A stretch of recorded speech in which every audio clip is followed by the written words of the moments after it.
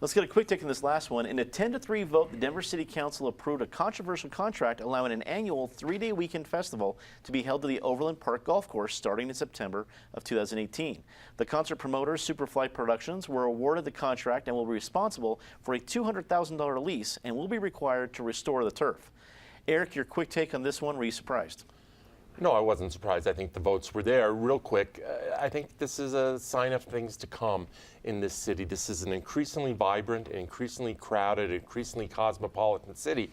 And you're going to have this tension between vibrant events like this and neighborhood concerns. I was interested that Joel Clark, the city council person from that area, did end up supporting this despite all the neighborhood pressure. Noel, what do you think? Do you think Joel Clark's going to be sweating this one out? Yeah, the number that grabbed my attention was 80,000 expected concert goers. Mile High Stadium holds 76,000. Coors Field holds just over 50,000. So it's going to be a solid 3-day game day in a neighborhood, in a golf course with, I believe, has like one entry-exit point.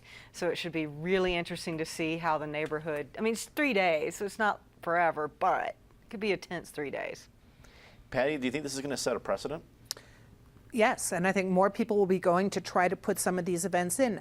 Remember, 7 years ago, parks had this whole policy, Kevin Flynn was just recently remembering it, that only certain parks were going to be available for events, and City Park was not allowed to have a big music festival, even though City Park is a lot easier to get to than Overland. They don't have a good policy yet on how they're going to get the 80,000 people there. Maybe bungee jumping, parachuting them in. There are a lot of details still to be worked out. David, wrap it up for us. The festival producer is the same folks who run the Bonnaroo Festival in Tennessee, which has been a huge thing, very successful and well run. So there's, I think, some hope for competence. And I believe they'll be running their own shuttle buses to bring people in, which is much wiser than relying on RTD.